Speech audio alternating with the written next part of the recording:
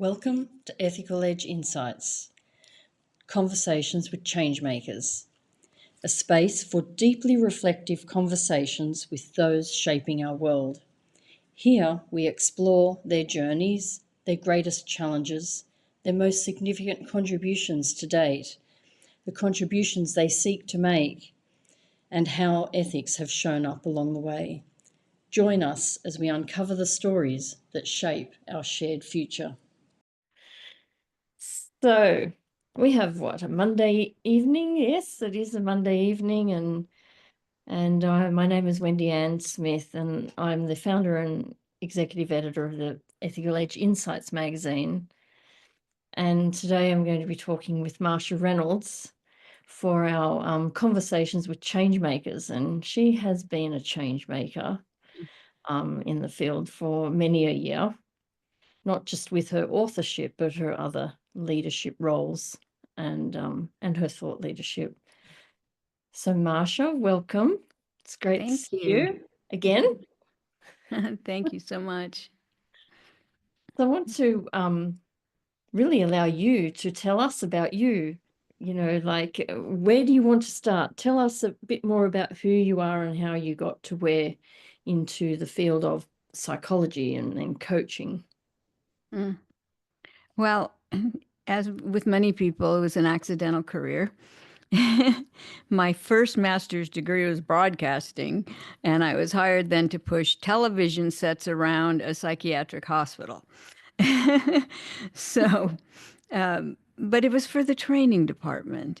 And soon after I got there, my boss got in a rift with the only trainer we had, and it was for 3 hospitals, and fired him, and then decided to get her doctorate and dumped the entire department in my lap. And my first assignment was management training. And so I took the package and read the instructions and well enough, I wasn't one of those that was going to pretend. When I had the classes, I admitted I'd never been a manager. And this was going to be about conversations about what is this thing called management and leadership. And it was fascinating, and it got me hooked. And there was a lot of programs I did for them, but I decided I better learn how to do what I'm doing. And so I got a second master's degree in adult learning and instructional design. From there, I went into high tech. That was, it was really changing at that time, and stayed in the technology field for 11 years, running training departments.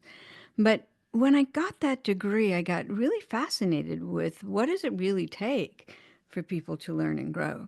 Because I realized that a lot of the classes I was teaching, people did enjoy, the conversations and what we were doing, but it didn't necessarily change their behavior. And so for years then I spent going to workshops and learning the latest techniques and trying to make my classes better. And everyone, again, enjoyed it. I got all the happy faces on the evaluations. But the leaders, as soon as the behavior that they were trying, they would at least try. But as soon as it felt awkward, they'd find some good reason not to continue.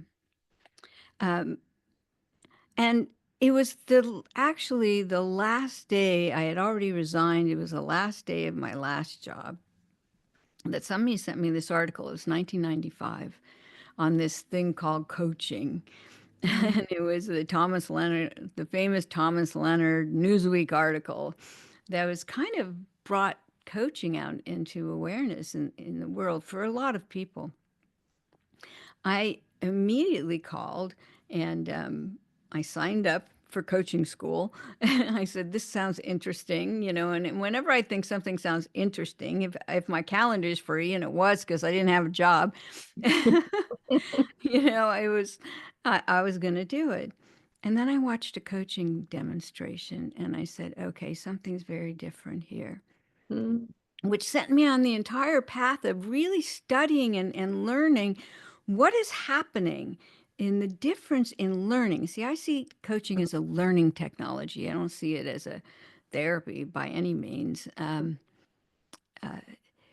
there's something different when people coach than when I just, no matter how entertaining I am, that when I teach you. And of course, I do a lot of teaching, Mm-hmm. but I learned that teaching just inspires people to learn more. It doesn't necessarily change behavior.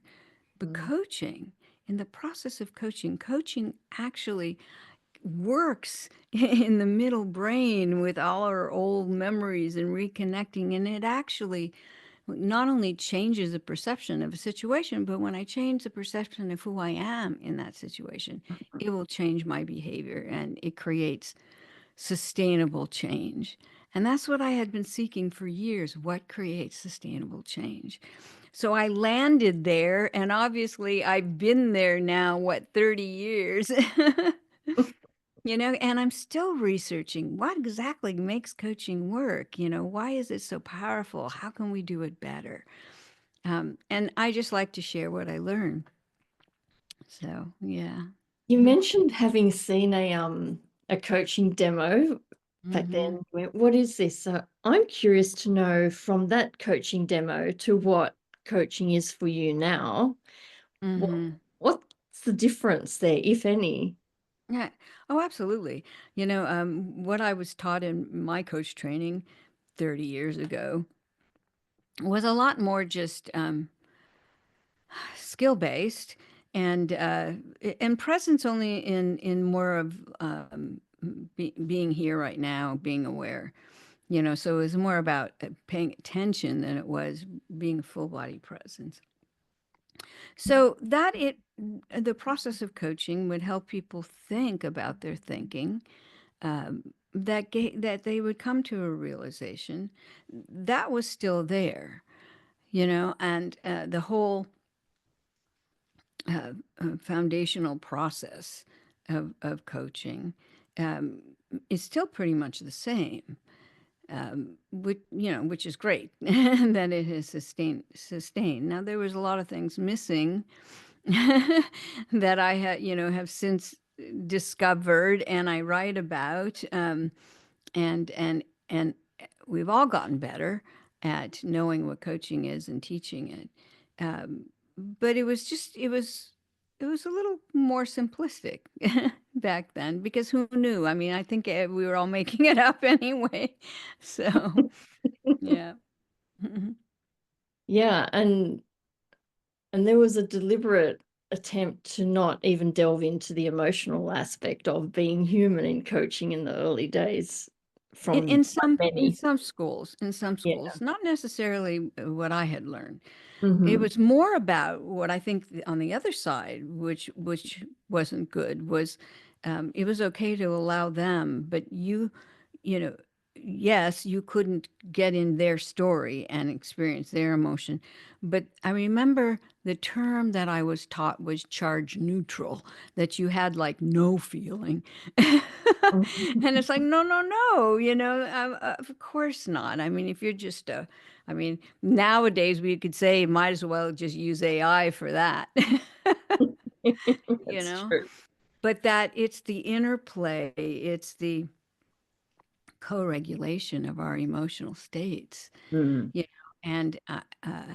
and that when we go there, there's so many emotions, and I tend to match the when they go down, I'll get quiet. When they go up, and I'll laugh with them, and like really sensing and not thinking about it, but really sensing it, and that's a lot different. The whole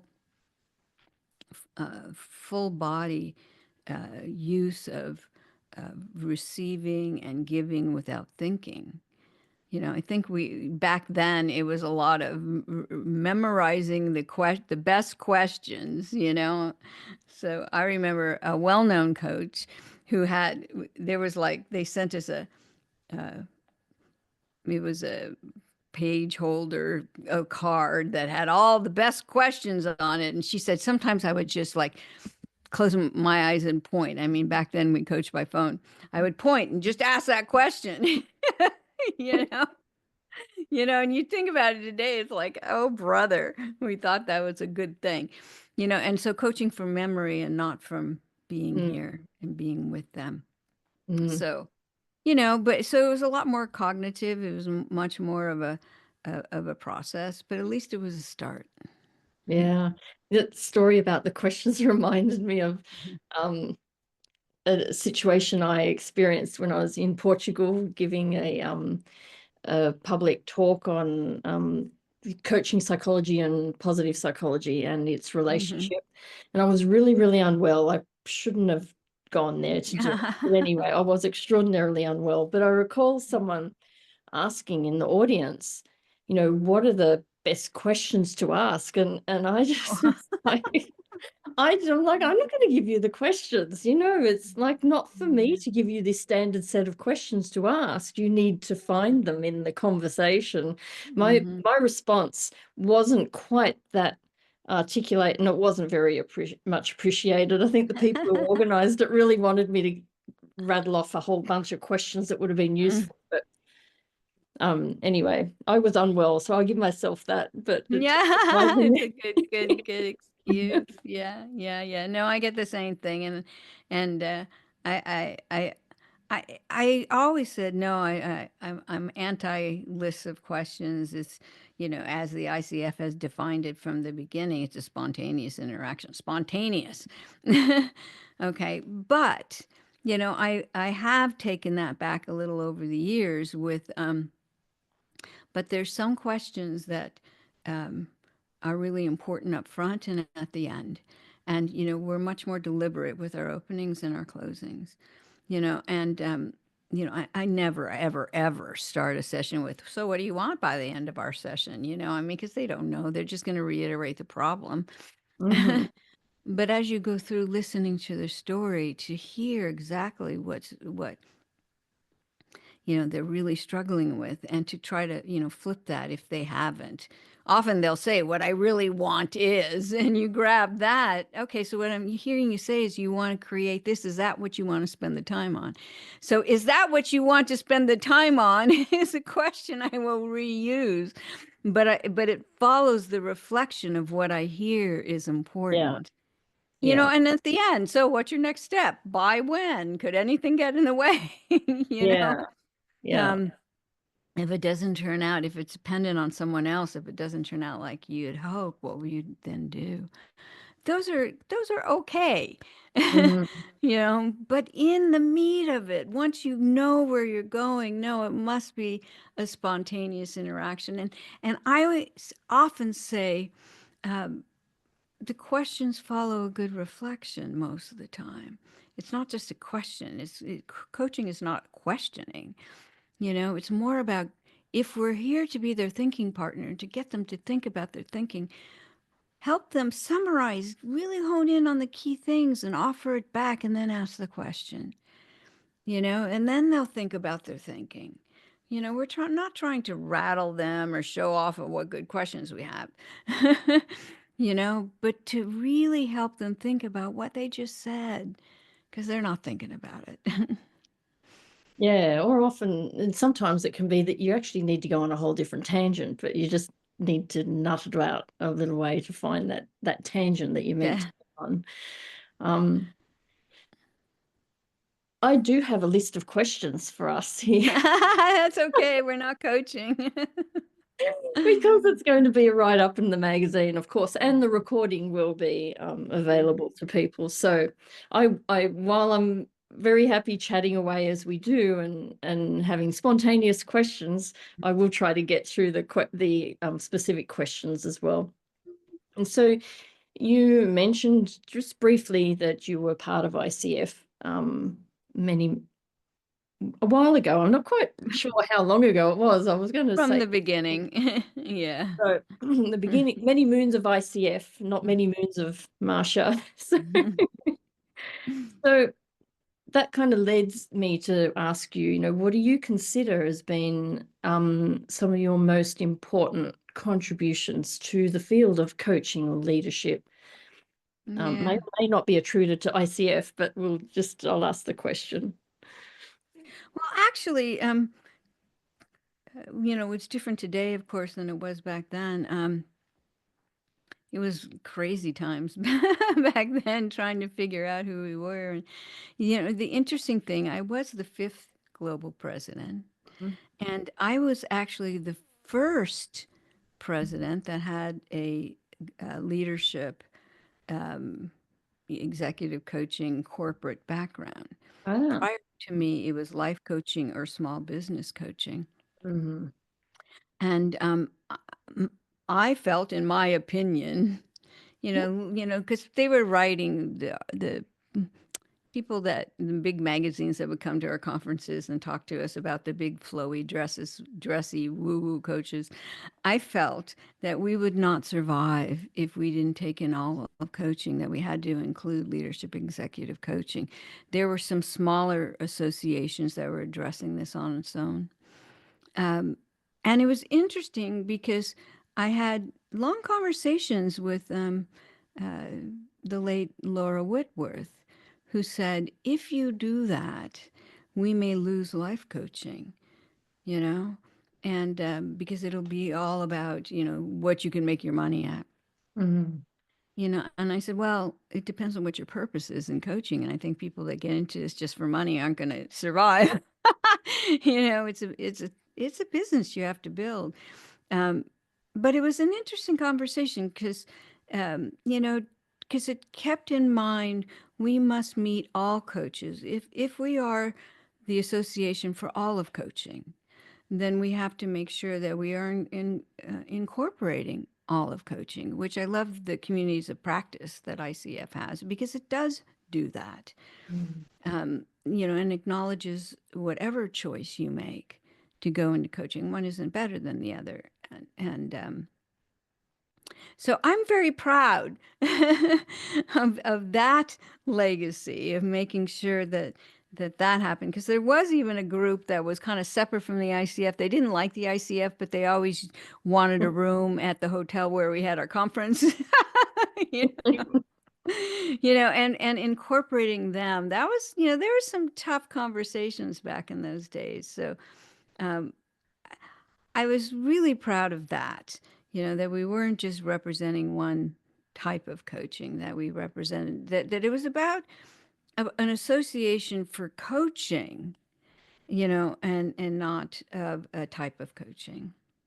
Yeah, that has me think about the recent Coaching Ethics Forum conference, Mm, and that for the first time, I've not looked through all the feedback, but for the first time, the little bit that I did look at, looks like there were a couple of life coaches, or at least people who were saying that they were life coaches and they mhm, attended, and I was just so happy for that. mhm, But it was interesting around their reflections around being a life coach in the space of my forum, and they weren't mhm, exactly comfortable. mhm, And I didn't like that that's how they felt. And it was this difference between an executive coach and claiming to be an executive coach or claiming to be a supervisor, and mhm, someone showing up to mhm. identify as a life coach. And I don't know how that played out. Maybe it was in one of the discussion rooms. I'm not sure. But what I did like is that person decided to reflect on that, why that was coming Yeah, up for them as being something. So I thought that was really lovely. But it had me decide to put out a absolutely. public statement to say that the forum, the Coaching Ethics Forum, is for Mhm. all coaches to come and Yeah, explore ethics in their right. practice. And it's not just for an elite, Mhm. so-called elite Oh my particular God. type. You Yeah. know, well, and that's when, as I was saying, that we're an association for all coaches, that the ethical code is for all coaches.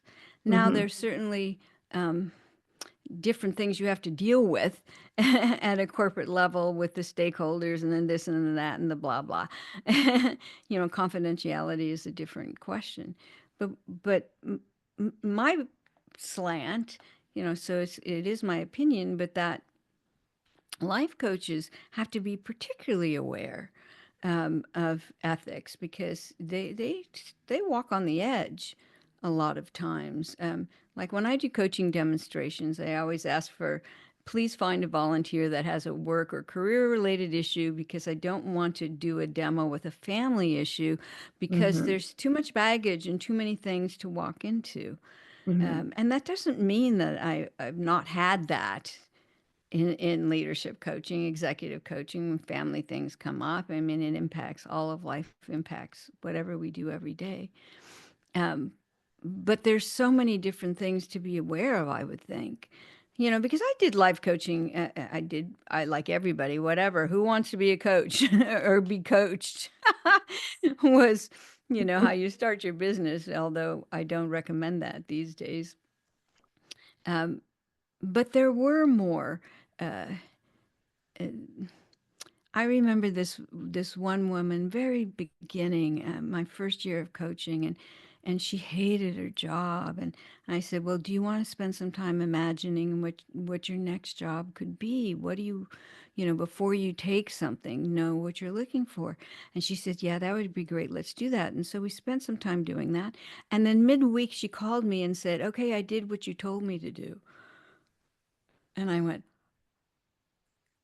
"I don't think I told you to do anything." She says, "I quit my job." And I knew she was the breadwinner of her family too. And I'm like, oh, and I was scared to death, Yeah. that this wasn't going to work out. And I said, "Well, I didn't really tell you to do that. I think there was a misunderstanding. It was crazy." I said, I just wanted you to define what you wanted. And yay, she found a perfect job. I'm like, "Thank you." But I remember being scared to death. And that's when I put into my contract at the bottom, "You are responsible for all the decisions you make while we are coaching, not me." Brilliant. I love that story, and it has me Mhm. say, I don't need to ask you the next question. I can skip it because you've just given me the answer. Well, it's so funny because I was all prepared with of course, a leadership ethical dilemma, but like, again, looking back, I remember, I think the scariest times when I was doing life coaching. So that's why I'm saying, understanding and spending time understanding the ethical code and understanding the distinction of therapy and coaching is so critical for life coaching. And I say that out of experience, not bias. So yeah, but I mean, but you've got to know that as well in all coaching. I mean, because I've certainly uh, experienced where I've had to ask a client in a leadership situation, "Have you thought of seeing a professional about your anger?" you know, that's come up too. But I Hmm. think the biggest thing for me ethically was. Um, the first time and last time that I agreed, had been coaching the CEO for some time, and she asked me to coach one of her managers. I will no longer do that, Hmm. because it wasn't just that then all of a sudden hearing this side, and I'm like, can I stay completely unbiased in these conversations? I'm not sure. I can, keeping this all to myself doesn't feel good, But then when the CEO had just said something like, "Can you do this in the coaching?" It's like, that's when I realized I know other people do it, but I Hmm. won't. Hmm. And it just seems like there's too much stuff that, gets blurry, that don't does not feel ethically right to me. And I'm very clear with stakeholders, that I will not meet with them. And I've had managers call me. I want to talk about that employee. And I said, I'm going to tell them everything about this conversation we're about to have. I'm Hmm. very clear about, what is confidential, what I will report, what I won't report. I may do overall generalizations, but my client will know. But that's it. And if they don't like it, too bad. So there's, a lot of because there's so many other people involved Hmm. um, in leadership coaching where the company pays for it. That there's a lot of things to keep in mind all through the process. It's true.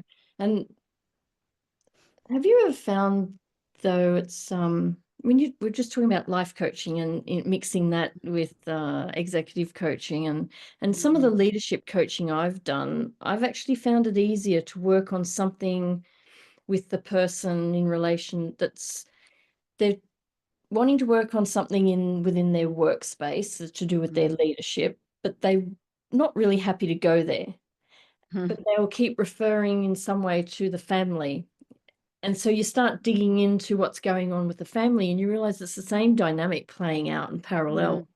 Mhm. Mhm. And they're more comfortable to work with the family dynamic than to be looking at themselves in the Mhm. leadership space. And so you can do a crossover work Mhm. from both. I don't know where that lands in relation to life Mhm. coaching, executive coaching, but certainly in the leadership space, that has worked from time to time. Mm. I've Uh, had it blended.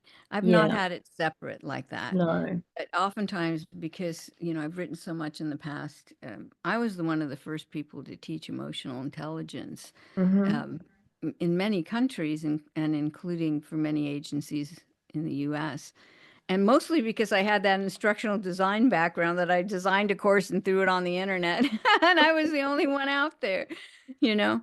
But and so a lot of times they come to me of for emotional regulation of understanding where it comes from, and so that crosses over family and work. Yeah, But it's yeah, still very personal, you know. yeah, Yeah, yeah. yeah.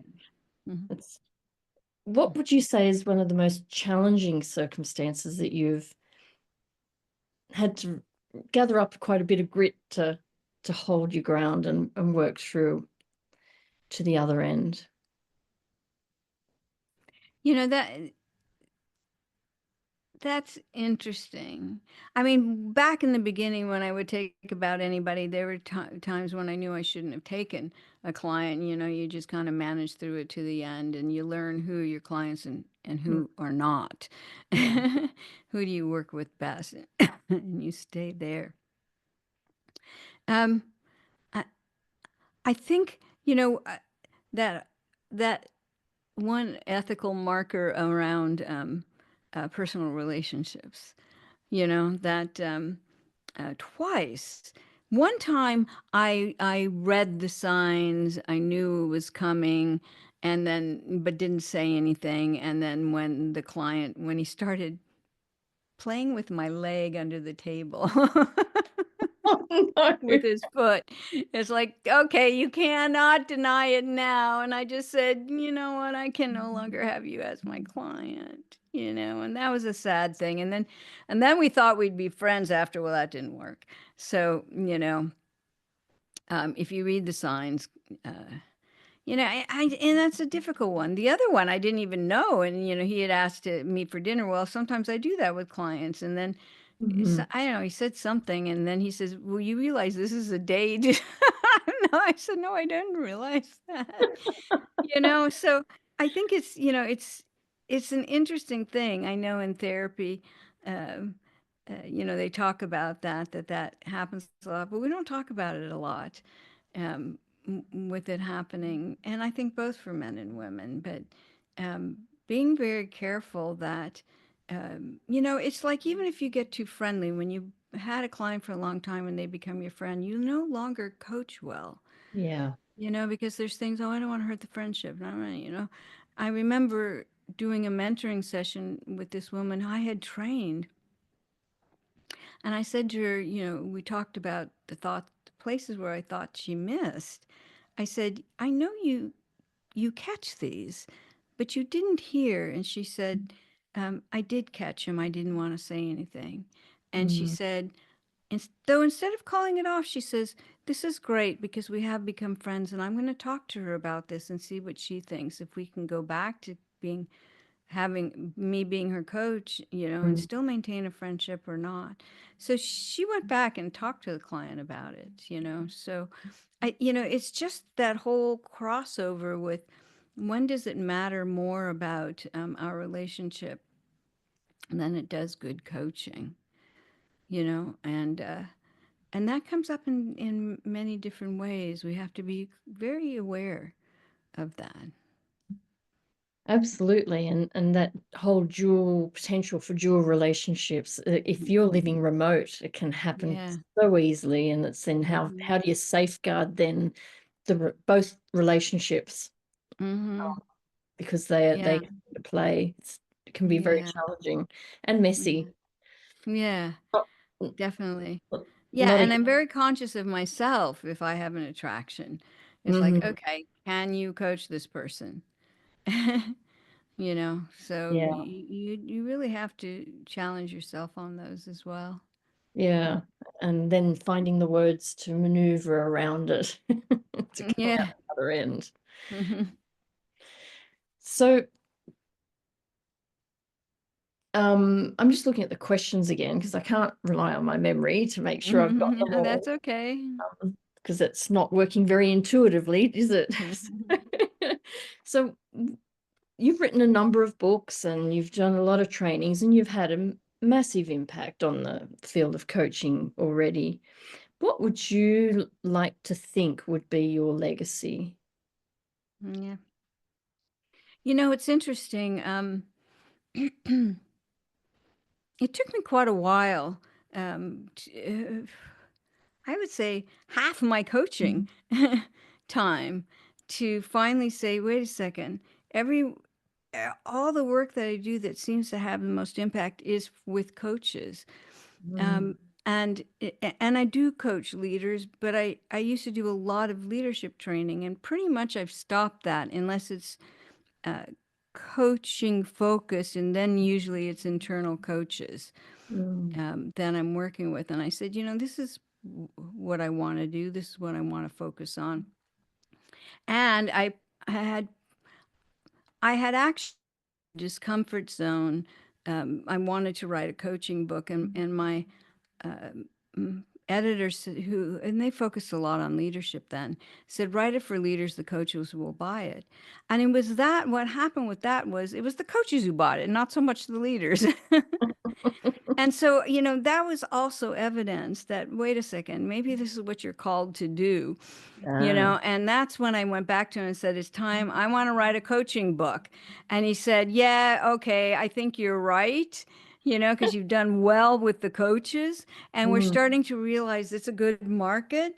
So mm, that's when I wrote Coach the Person, Not the Problem. And that one has sold tens of thousands of in the US and in 7 languages and has been, and I'm right now just started writing the second edition. And to wow. me, I mean, I really, Breakthrough Coaching is a good book, but Coach the Person, my intention was, let me break this down. People make coaching way too hard because, yeah, they want to remember all those good questions and do it just right. And by then, I had been teaching for many coaching schools around Mm, the world. So I saw, the similar traps in different cultures, even. yeah. And so I wanted to really demystify it, to really say what it is, to focus on what is the true purpose of coaching.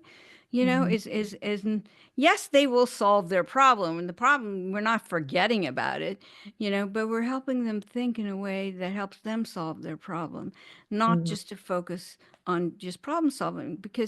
And now what's in the new book is it's a good thing, because if we only focus on problem solving, again, that whole thing, could we be replaced by AI? We could. ah, mhm, But if we're really focusing on what is going on in the field between the relational energy that helps them to feel safe and to bring forth, to be vulnerable, that they would explore things that they wouldn't do with a machine or someone else, and what is that we need to create in order to have the magic of coaching happen.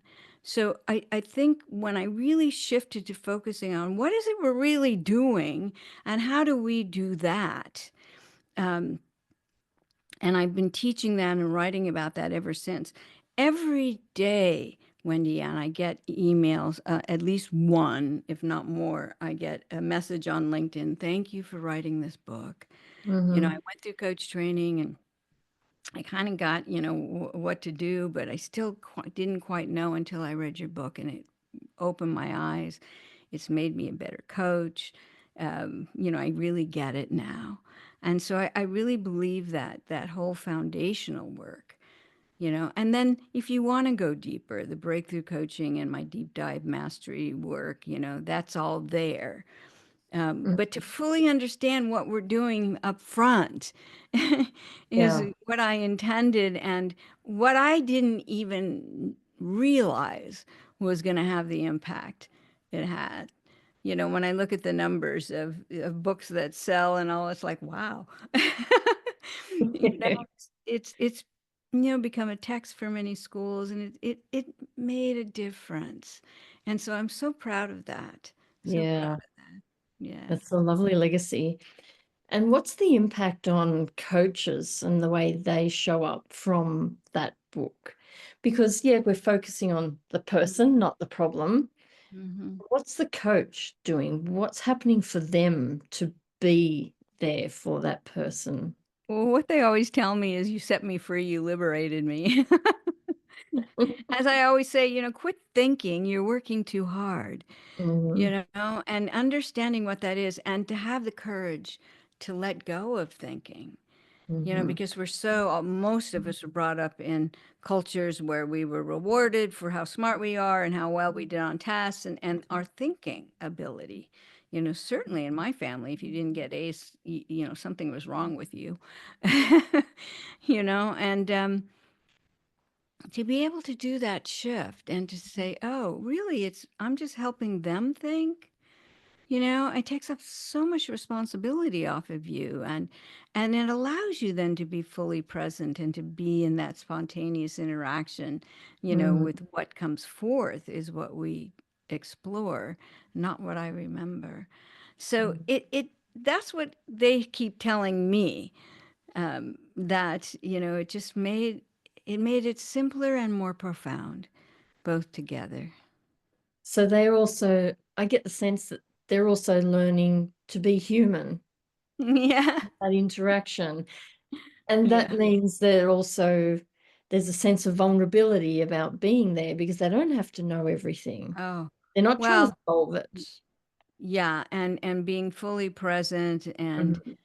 not having to have answers. That kind of vulnerability takes courage too, Yeah, and I always say, go be wrong. It doesn't matter if you're wrong; they'll tell you what's right. you know, Sometimes the best coaching was when I was wrong, and they're like, "No, that's not it," because then they tell you what it is. You yeah. know, and we Mm, go deeper anyway. Um, but when you're totally open and giving 100%, you're totally open to their judgment. And there's a huge vulnerability to mm, that. And I have to give credit that for years, I took improv acting workshops, mhm, not comedy, but acting. And I found my favorite teacher, who she really worked with the breath and of being fully there. She taught me a lot about what I teach in coaching. Um, but I remember she said, when you stand on the stage, you have to love your audience. And I remember standing in front of 1,500 people, one of my first few years of, big speaking. And I looked out and I loved them. And all of a sudden I felt totally naked.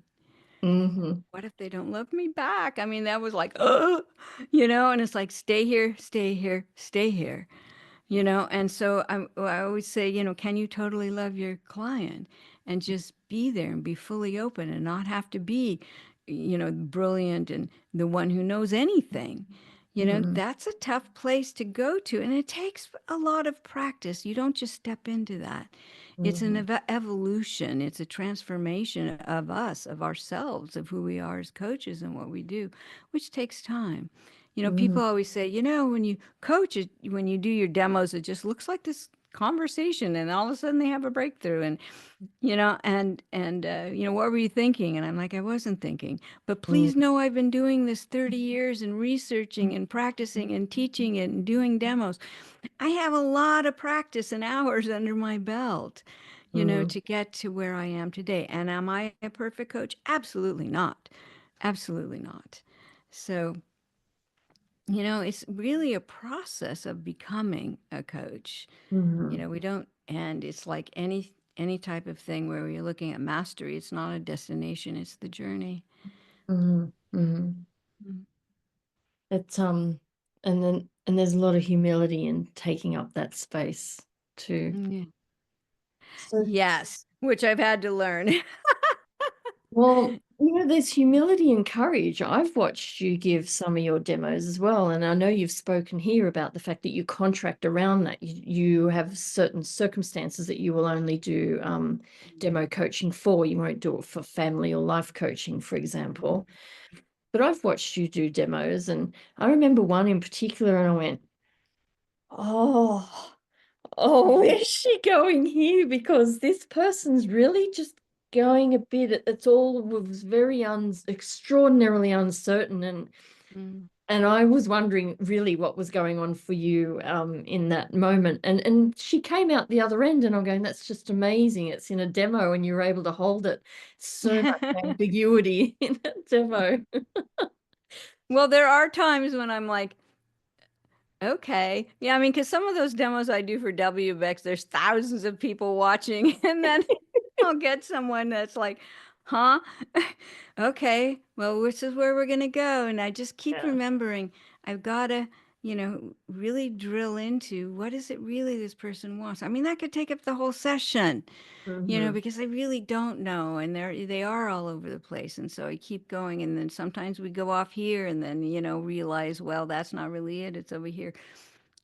But I stay with them. I stay in the dance, and we always come out the other side in 20 minutes. Yeah. Yeah, no, it's very good. Very good going. It makes you wonder, do we need the hour then? I Oh, think maybe we well, do, but when I was starting off, of course, we use that, and people often ask me that. I always say my clients tend, if they want to use the hour, they'll come to me with like 2 to 3 situations. They know it's not going to take the whole hour for each. And so, we cover a number of things, mm, but for each issue, we don't. But, knowing when to, uh, hone in, when to jump in and to ask for permission to, could we stop for a moment? I just want to clarify, we started here and we're here. I want to make sure we know where we're going. That's okay to do that. But a lot of coaches are scared to yeah. do that, and they'll just let the person go on for 20 minutes, Hmm. and it's like, to me, that's a waste of time Yeah. if we haven't figured out something where we're going. And only once in my entire um, uh, years of coaching did I have somebody get real angry with me for doing that. And frankly, the reason why I was doing it wasn't just that he was going off the rails, but he was going into his childhood. And this Ah, was not a place I was going to go with him, okay. and I didn't want to say that sounds like therapy, blah, blah, blah. I just Yeah. said, I understand that it was a difficult time for you. Can we stay focused on how it's impacting your decision making today, or your reaction? It was a reaction to a decision that was made. Can we Mm, focus on that? And he got very angry. I was telling you about something really important to me, and I'm like, I recognize that, yeah. but, and it was also in front of other people. And it was interesting because afterwards in the processing, Hmm. um, you know, uh, we talked about, could I have done it differently or Hmm. whatever, but I knew that that was not a place where I was ethically going to go with him. Um, and I know, I have my doctor's in clinical psychology, so I know I can pick it out even a little more quickly Hmm. than a lot of coaches. Like, no, this is not an issue I'm going to coach on. Mm, But that was a difficult thing because he was so attached to his story, yeah. um, that it made it really difficult. So, I think again, knowing how to handle that, knowing that it's necessary. And I've had other clients get angry with me for certain things I've asked them about or whatever, but it didn't matter. They came around, you know.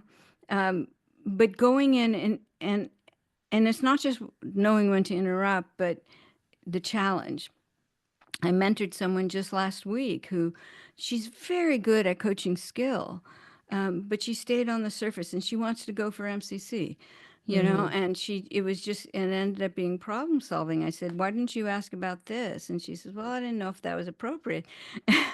Wow. Yeah. Yeah, so it's like uh, asking the question that could get uh, an emotional response, Mm. or I'm having a conversation this week with a woman, again, going for her MCC, and she was doing, it was all on, how do you see the future? What do you enjoy about that? What's positive? And not like what's stopping you from creating that. Mm. How we get into that. And the woman had mentioned it a few times. And at the very end, she said, okay, so you said you had some struggles with this or that. We'll talk about it next time. I'm like, There you go. why didn't you talk about it now? So I think there's this, we have to keep it positive. We have to keep them feeling good. And I always say, we are not there to make them feel better. We're there to help them see better. Don't Yeah. forget that. Yeah. Yeah. Yeah. And it's also respecting where someone's at too, don't you think? That like you and I, we might want to go, yeah, why don't we do this now? I mean, clear as day. But we've got to wait till next time. And I guarantee you next time there'll be something else that comes up. And if Oh. that's the theme, then it'll show up again. But it's respecting that maybe they're not there yet. They're not But really, invite, that's what I kept saying. yeah, You're inviting. missing the Yeah. invitation. Yeah. Invite her. So you mentioned this. Do you want to look at this now, or is this something Yeah. you want to hold on to? Do not make the decision for them. I No. mean, she even went into this like little uh, breathing, visualizing exercise without asking permission. Ah. Mm-hmm. I'm like, that's not coaching when you're doing that. You're just using a formula, Yeah. and I know some coaching schools teach that, this that cross over a little with NLP and whatever. They have some formulas, but especially when you're going for MCC, there should be no formulas present, and it doesn't mean you can't use that, but ask permission. Mm-hmm. There's something that I think might be useful. I really want to know if this is something you think, and try to ask it without leading them to saying, "Oh, yes." That's Yeah. the tough one. Yeah. Or even feeling that they kind of have to, If they that have they feel to. obliged to, or this is good Exactly. for them to do. And so actually, maybe no, it's not good for me to do. And I want to Yeah. say that. Yeah. Yeah, yeah, but not everybody has that courage to tell their coach. That's Mm, not something I want to do.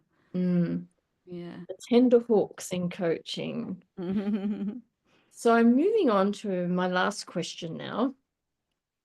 And that is that what do you see as being one of the most cha one of the biggest challenges that we have in the professional space today, and what do you think we might need to do about it?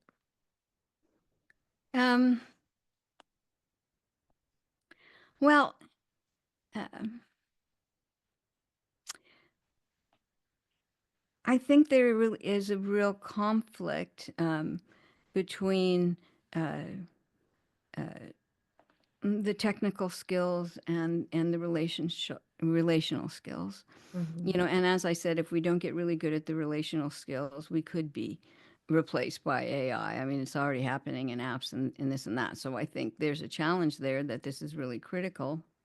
And I'm going to be writing and teaching about this all year. But, I think it's difficult when the ICF focuses on behavioral markers, and this must be demonstrated, and people then misunderstand that they must ask this question. So what do you want out of our time together? What's your marker of success? It's like they think these questions must be asked, and they're usually asked out of context. Mm, And I have worked with so many coaches that the first half of their coaching is different than the second half. The mm, second half, they're brilliant coaches because they think they've got all that other stuff out of the way.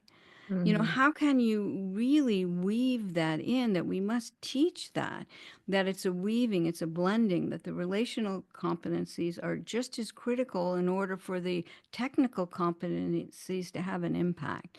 And I mhm, understand at an early stage, When you learn to play the piano, you need to play your scales. Okay, got it.